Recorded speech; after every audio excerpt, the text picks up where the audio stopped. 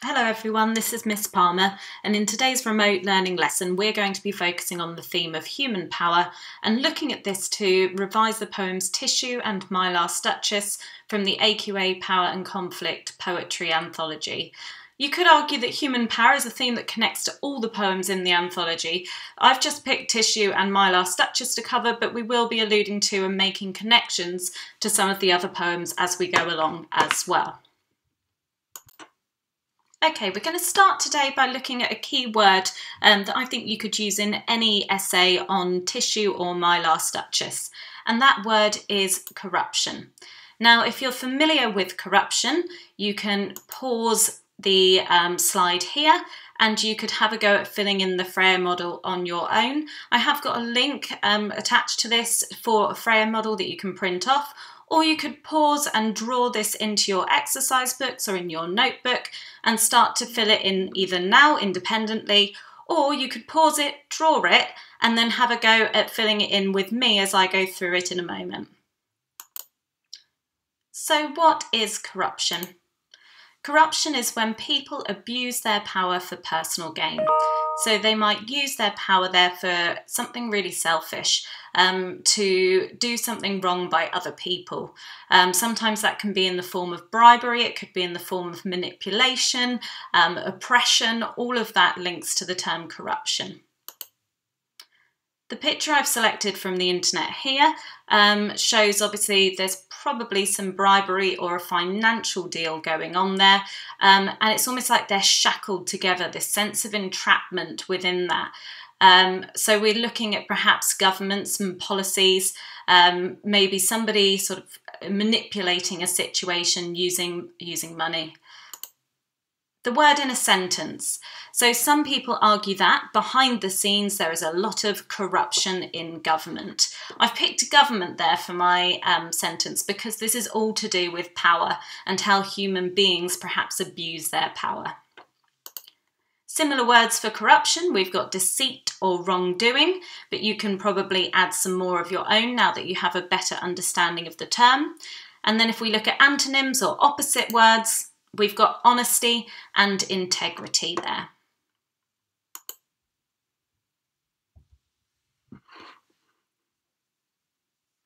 So again, this is an opportunity for you to pause and have a think about some of the bigger questions.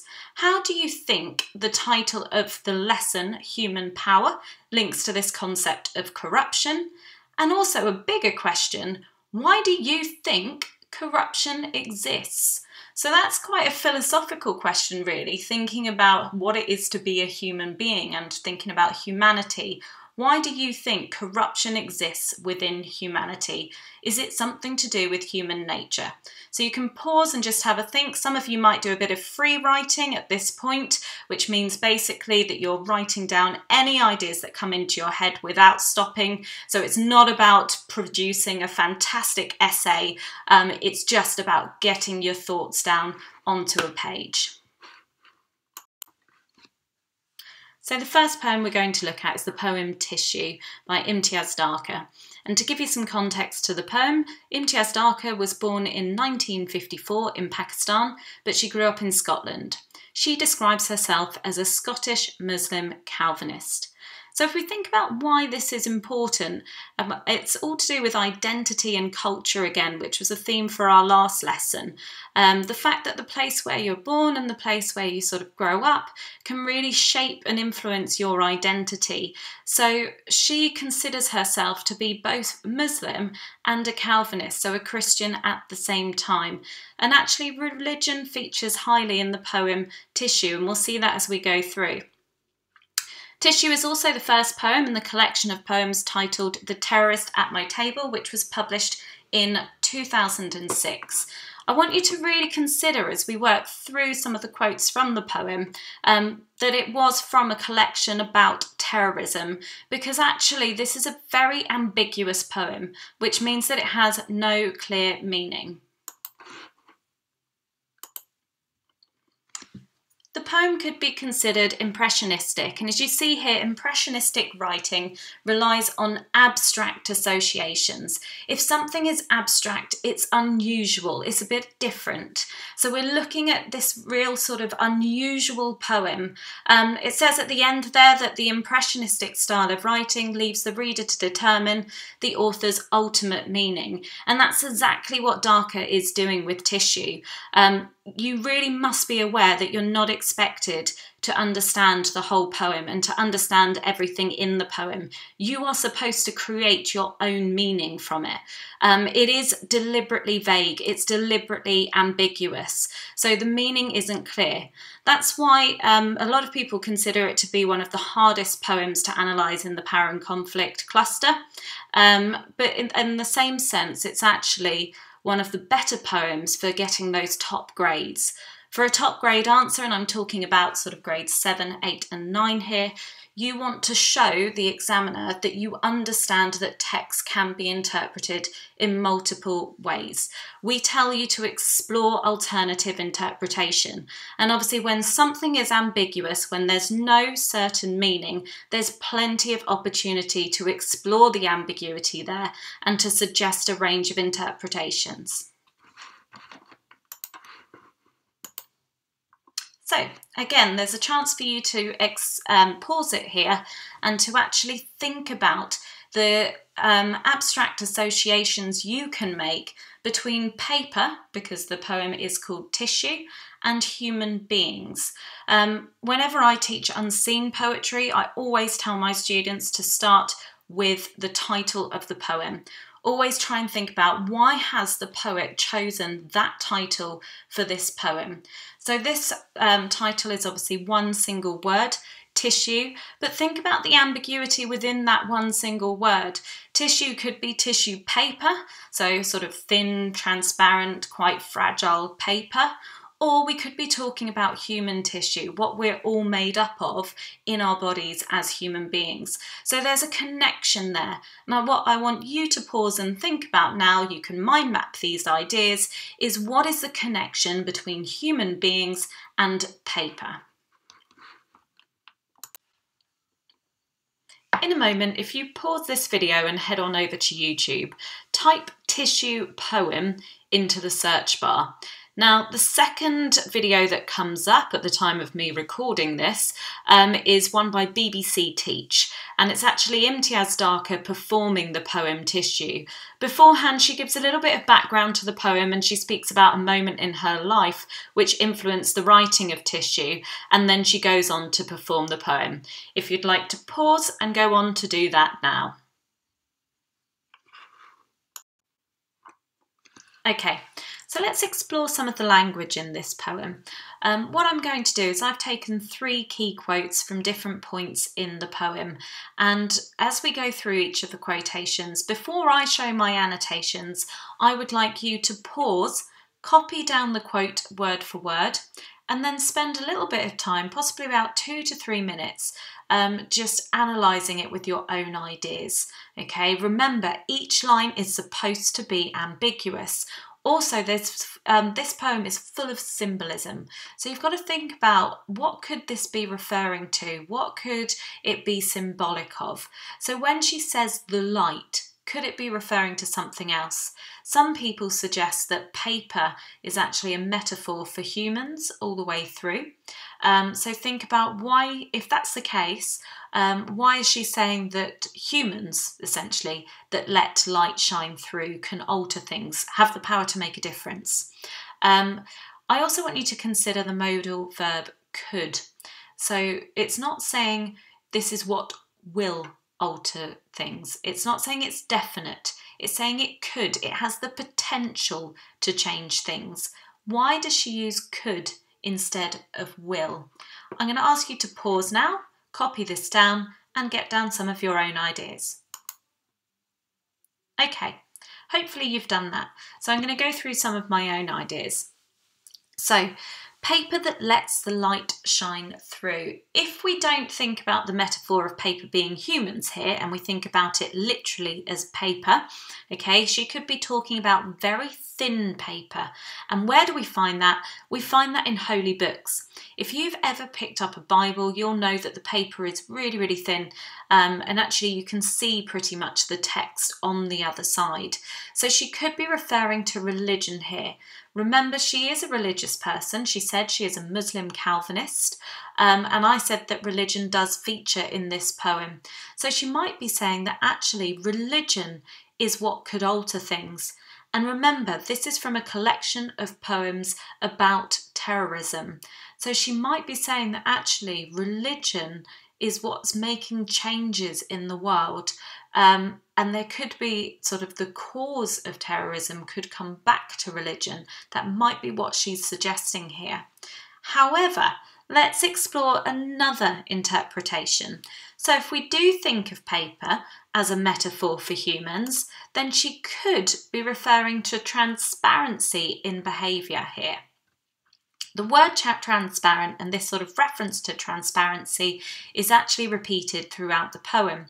Now, transparency in the sense of paper could mean to see through it, but in terms of humans, if we talk about somebody being transparent, we're talking about them being honest and being open with other people.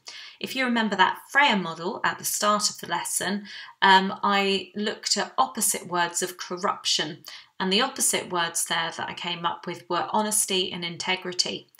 So she could be saying here that actually it's when we start behaving with and sort of demonstrating honesty and being open in what we're doing rather than sort of being corrupt, that is what could make a change in this world. I also asked you, well, first of all, we look at alter, and as I've said, alter being having the power to make a difference, but I asked you to look at that modal verb could. So I think the reason she's used this is saying that actually change is not going to happen on its own. It's about human decisions. We have to make a decision to change our behaviour in order to make a difference in the world.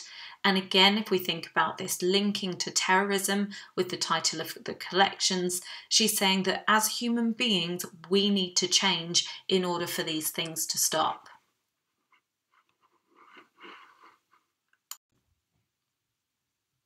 Okay.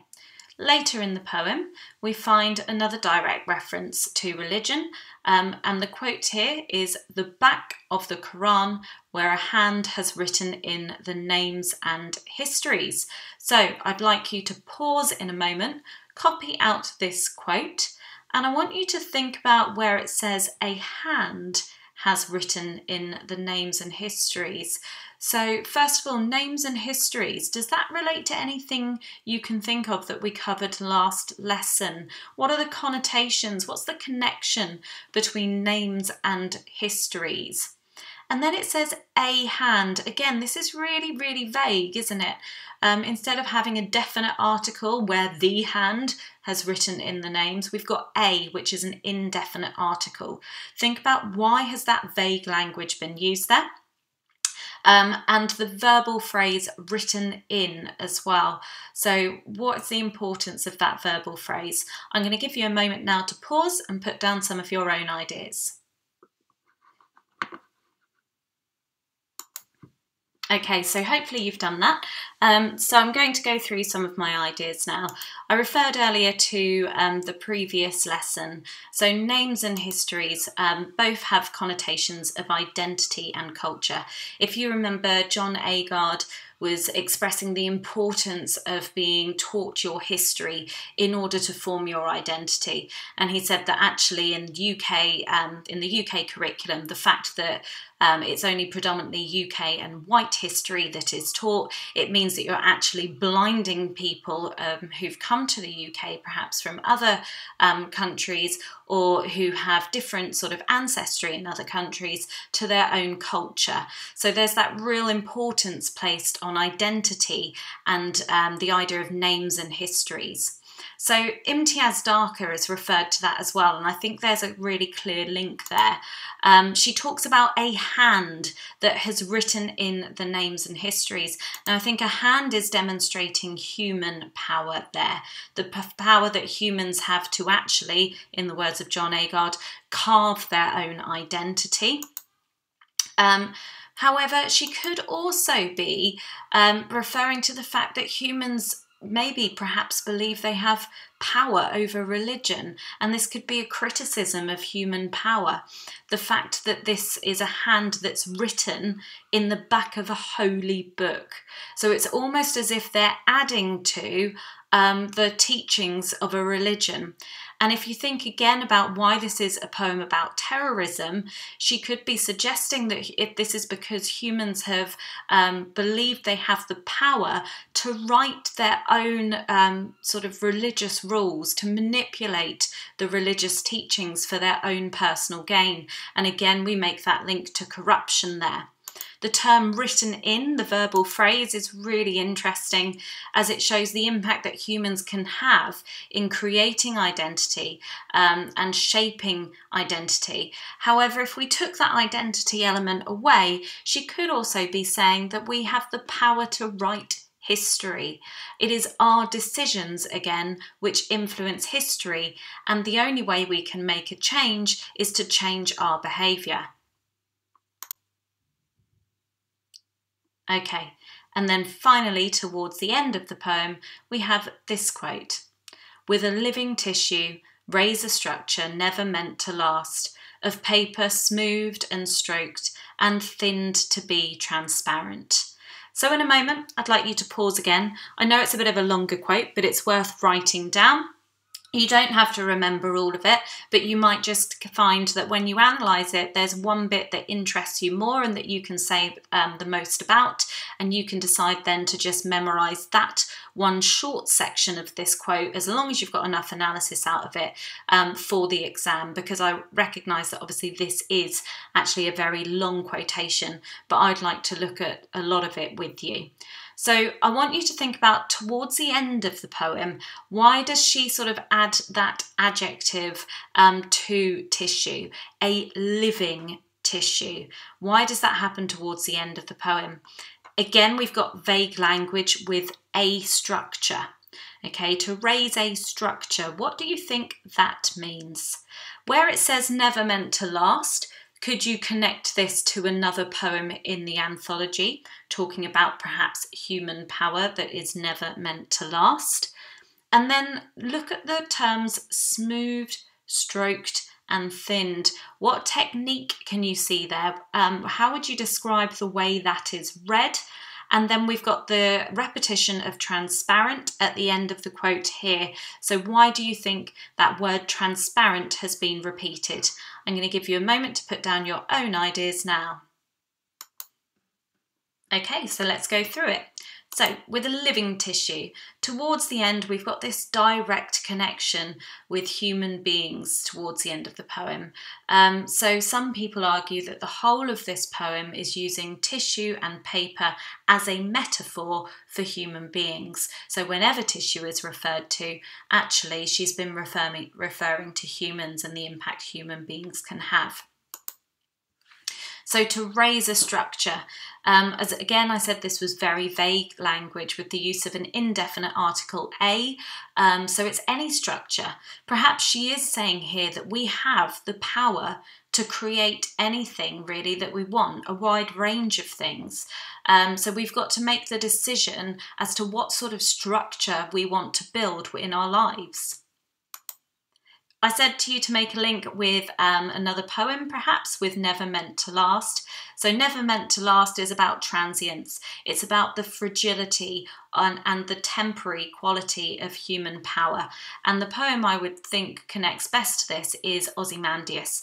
Okay, that's exactly what Ozymandias did. He raised a structure, a statue, but he was arrogant enough to believe that actually that was going to last. And what Shelley tries to do there is put across this idea that actually his human power and his arrogance was all transient, and that actually it wasn't going to last because it was going to be lost to the lone and level sands that stretch far away. So this is that idea that we shouldn't believe as human beings that our power is going to be permanent. So then towards the end, we've got the use of triadic structure and the long vowel sound, smooth, that ooh in the middle, which really slows down the reading of this line of paper, smoothed and stroked and thinned to be transparent. Now, I think with that slow reading, for me, I think you're meant to take your time with that because she's suggesting that we are meant to take the time over our creations and to actually be really careful in what we decide to create. Transparent, again, as I said, is repeated towards the end of this line. It is possibly a reference to the importance of being open and honest, and again, it opposes that idea then of corruption. So, when we think about the structure and form of tissue, if we look at the whole poem here, okay, you can see that there is enjambment between each of the stanzas. So we've got enjambment between the lines, which means one line of the poem runs on through to the next. So if it was a sentence, it's broken up between the lines, but we've also got it between the stanzas. So you've got to think about why are there stanza breaks, sorry. Why doesn't she just have this as one long running poem? Not only are there stanza breaks, but the stanza breaks break it up into what we call quatrains. So they're 4-line stanzas. It's almost like this poem is trying to be really, really controlled. They're obviously 4 lines. We've got an equal number there. It's all supposed to be really controlled, but then it's ironic because there's enjambment throughout there. So no matter how much we try and control it as human beings, no matter how much power we think we have, actually when you read it, there are things wrong with it.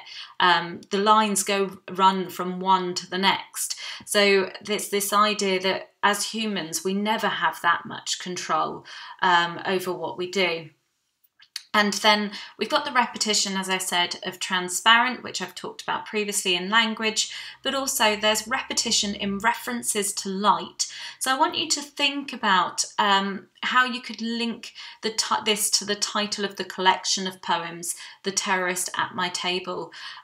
Is it perhaps alluding to hope for the future if we do change things? Okay, so let's move on to our next poem, My Last Duchess. Now, this is a much older poem. It was written by Robert Browning, and he was alive from 1812 to 1889. He was an English poet, and he wrote his poems in the form of dramatic monologues. Now, a dramatic monologue is not a personal poem. It's not written from the poet's perspective. It's written from a character's perspective. And obviously, Robert Browning was able to have a lot of fun with this because he was able to explore the mindsets of people who were so far detached from his own life. And often he explored the idea of being evil and what it was that led people to be evil and to abuse their power.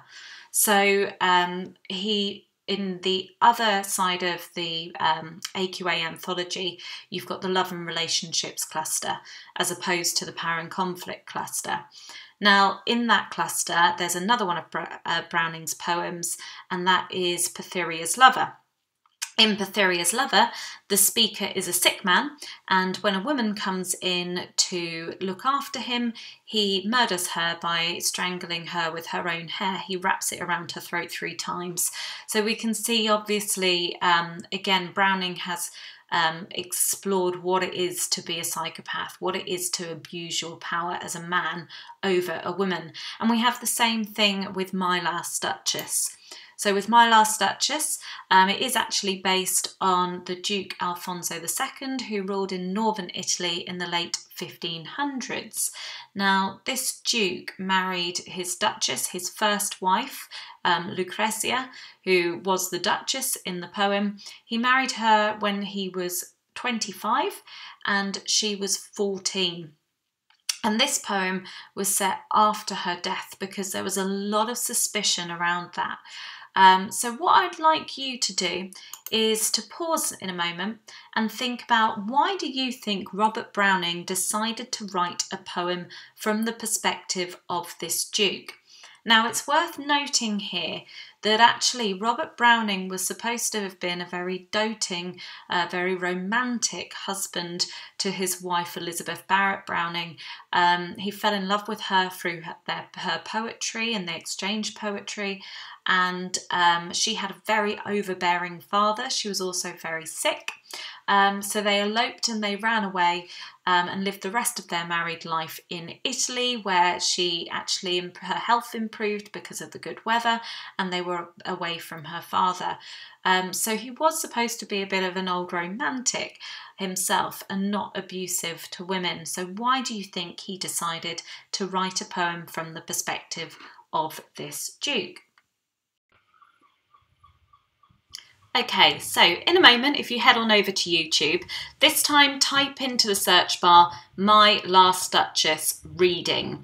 At the time of recording this, the first one that comes up is my favourite. So you've got an actor playing the part of the Duke, and he is reading the poem or performing the poem as if he is talking to the envoy.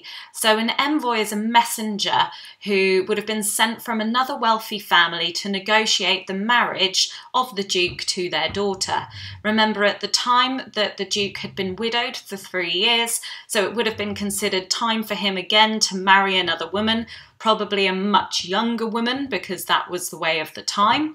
And he's talking to this envoy about his last wife by showing him a painting on the wall. So he draws back the curtain, shows the painting, and he starts talking to this man about how his wife would show affection to other people. Now, it's more likely that he was completely paranoid, and actually we can sense that in his tone, and you'll see it as you read or as you follow the reading of the poem. He seems to be very paranoid, very controlling, very demanding, and actually what he says in the middle is that he gave commands and then all smiles stopped together. So it is implied that he had his wife killed. So if you pause this now and head on over to YouTube and listen to the reading before we look at the language.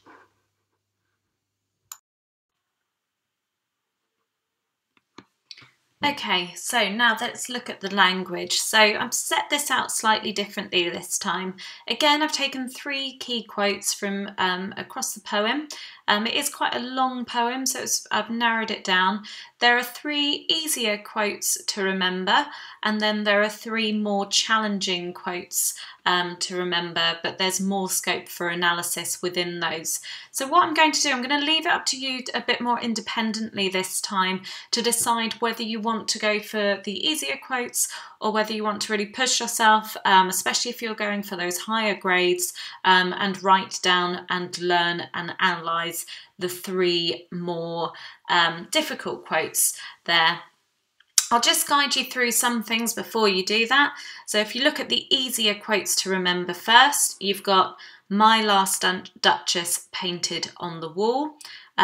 So think about the use of the possessive pronoun my there being important, and the fact that she's painted on the wall. Think about this idea of him considering her just as a painting, perhaps. What does that suggest? Then you've got her looks went everywhere. Now there's a technique that's used there. Can your looks literally go everywhere? What do we call that exaggeration in English? I'll give you a clue. It begins with H. And then the final one is I gave commands, then all smiles stopped together. What is implied here? Okay, and think about that I gave commands. So look at that noun commands. What does that suggest to us about the Duke as a person or as a character? And then all smiles stopped together. We've got the use of sibilance there in the Duke's voice. What does that suggest about the Duke? The use of sibilance in his voice. If we look at the more challenging, but the sort of quotes that have more scope for analysis, the first one is actually added with parenthesis. You've got the brackets there to add it in. Since none puts by the curtain I have drawn for you, but I. Why has this been added in brackets? Try and think about reasons for that. Why is it interjected in his sort of natural flow of speech? And also, why does he feel the need to add that to the person he's speaking to, since none puts by the curtain I have drawn for you, but I? I think there's a lot of sort of monosyllabic words in there. What does that do to his voice? And also the fact that he has a curtain to cover up the Duchess. Why is that important? And he has control of that curtain. The next one, as if she ranked my gift of a 900 years old name with anybody's gift. Again, you've got the use of the personal pronoun my. And also, it's quite an interesting verb choice there, ranked. She ranked. What does he believe other people are doing all the time? What is that saying about his mentality and the way that he feels, or the way he feels other people are sort of treating or looking at him and perceiving him? This idea of a 900 years old name, he's objectified that and it's made it as if it's a gift. It's something that he has been really kind to give to her. So what else could you add to that? What other details could you add in that interpretation? And then the final quote there, notice Neptune, though, taming a seahorse, thought a rarity. Okay, I want you to, he's actually, what he's doing is pointing at a statue that he owns there of Neptune. I want you to have a little research, if you can, when you're annotating that one. A research about the story of Neptune and the story of Neptune with women as well. And this idea of taming a seahorse. Why has he got a statue of sort of a god taming something? What does it mean to tame something, and how could that actually link to him as a person? So there's some ideas for you, and now if you just pause it, you can also obviously use the internet, use Google, do some research to help you, but I think those are three really good quotes either side of that table for you to use in an essay on My Last Duchess. Okay, so now let's think about structure and form. You can't really read that there, but I wasn't putting the poem there for you to read. I was putting it there for you to look at the form, to look at the layout of it on the page. You'll notice that obviously this is written in free verse. It's one long stanza with no breaks at all. So it's almost as if he is, in a way, ironically, out of control with his speech. He's rambling on. He's obviously dominating the conversation. The fact that he can say all of this before somebody else, the other person, gets a word in shows that he wants that total power and total control over it. We've also got the use of iambic pentameter throughout, which obviously mimics that idea of natural speech. And the use of parenthesis, I pointed that out when we looked at language. Parenthesis means that you're adding things in. You can use brackets, you can use dashes, and he does both in this. It's actually a convention of Gothic writing as well at the time of sort of Victorian literature. We saw a lot of Gothic writing. Edgar Allan Poe used a lot of parenthesis in his writing. So it could be creating that sort of Gothic element to the writing here that a Victorian readership would recognise. However, I think as well it shows the Duke's lack of control. He thinks that he can deliver this really sort of prominent, important speech about the Duchess, but he keeps having to interject with afterthoughts of things that he's forgotten to mention or are really important suddenly for him to mention. And finally, we've got the use of enjambment throughout, and we spoke about enjambment with tissue. Again, it's showing this sort of lack of control. It's a bit free-flowing here, and it's ironic because he believes he has full control. Okay, so we've come to the end of today's lesson. I hope you found that helpful in revising the poems, and if you did want to follow this up with an optional piece of exam practice, I've got a task here which is written in a similar way to the task you might be given in literature paper 2 on the power and conflict poetry. It would usually only name one poem, but because we looked at both poems today, I've given you the option of choosing either to write about tissue or My Last Duchess. So here, the task is to compare how poets present ideas about human power in Tissue and My Last Duchess, or I should say Or My Last Duchess there, sorry, and in one other poem from Power and Conflict.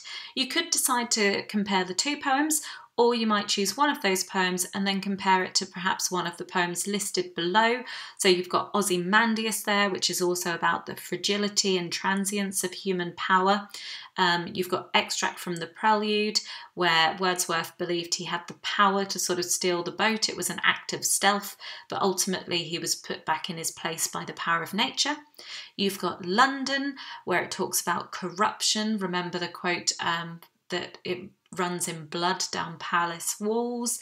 And finally, Checking Out Me History, some human beings believing they have the power to only teach certain parts of history and therefore blinding people to their identity.